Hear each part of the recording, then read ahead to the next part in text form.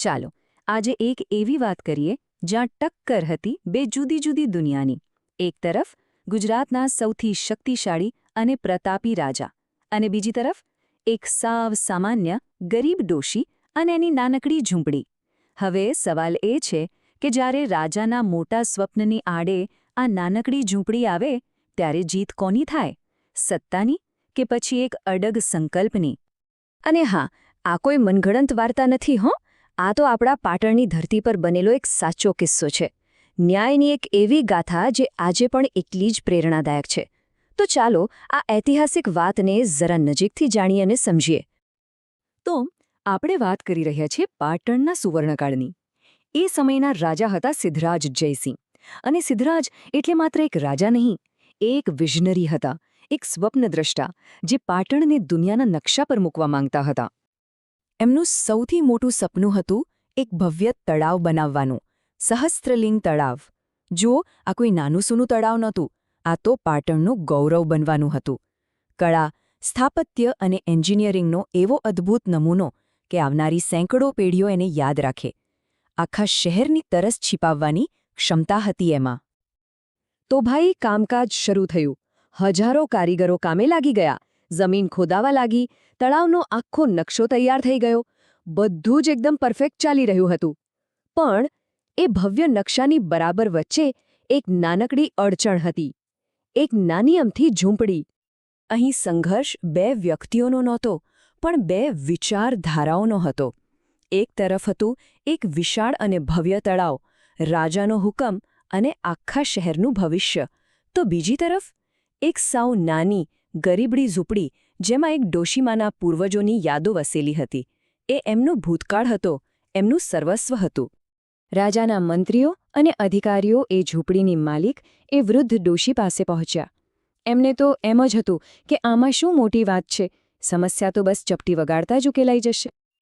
એમણે તો ડોશીમા સામે જાતજાતની લાલચો મૂકી. કહેવા લાગ્યા, માજી, આ ઝૂંપડી અમને આપી દો. એના બદલામાં અમે તમને એક મોટો મહેલ આપીશું. જેટલું સોનું જોઈએ એટલું લઈ લો. આખી જિંદગી તમને કોઈ તકલીફ નહીં પડે. રાજાની મહેરબાની રહેશે તમારા પર. પણ એ ડોશીમાનો જવાબ એકદમ સાફ અને મક્કમ હતો. એમણે કહ્યું, સાહેબ, મારે કોઈ મહેલ નથી જોઈતો. આ મારા માટે ખાલી એક ઝૂંપડી નથી. આ તો મારા વડવાઓની નિશાની છે, એમનો વારસો છે, એમની યાદો આ માટીમાં છે, અને એ વેચવા માટે નથી. હવે જ્યારે મંત્રીઓ નિરાશ થઈને પાછા ફર્યા, ત્યારે આખી વાત રાજા સિદ્ધરાજના કાને પહોંચી. આ જ એ ક્ષણ હતી, એમના માટે એક પરીક્ષાની ઘડી. અહીં એ સાબિત કરી શકતા હતા કે એ માત્ર સત્તાધીશ રાજા છે કે પછી એક સાચા અર્થમાં ન્યાયપ્રિય શાસક.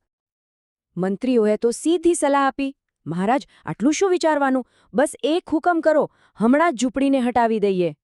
સત્તાનો ઉપયોગ કરવો એ સૌથી સહેલો રસ્તો હતો. પણ સિદ્ધરાજના મનમાં તો કંઈક અલગ જ ચાલી રહ્યું હતું. રાજાએ પોતાની સત્તાનો જોર બતાવવાને બદલે કંઈક એવું કર્યું જેની કોઈએ કલ્પના પણ નહોતી કરી. એ પોતે વેશ બદલીને એક સામાન્ય માણસની જેમ એ ડોશીમા પાસે ગયા. એમણે કોઈ હુકમ ન કર્યો, બસ શાંતિથી ડોશીમાની બધી વાત સાંભળી, એમની લાગણીઓને સમજી, એમની જમીન પ્રત્યેના પ્રેમને અનુભવ્યો. અને પછી પોતાના દરબારમાં પાછા ફરીને એમણે જે હુકમ કર્યો એ ઇતિહાસમાં હંમેશા માટે અમર થઈ ગયો. એમણે કહ્યું, તળાવનો નકશો બદલી નાખો. એક ગરીબ પ્રજાજનની આંખમાં આંસુ લાવીને મારે કોઈ ભવ્ય બાંધકામ નથી કરવું. સાચું શાસન જમીન પર નહીં, લોકોના દિલ પર રાજ કરવામાં છે.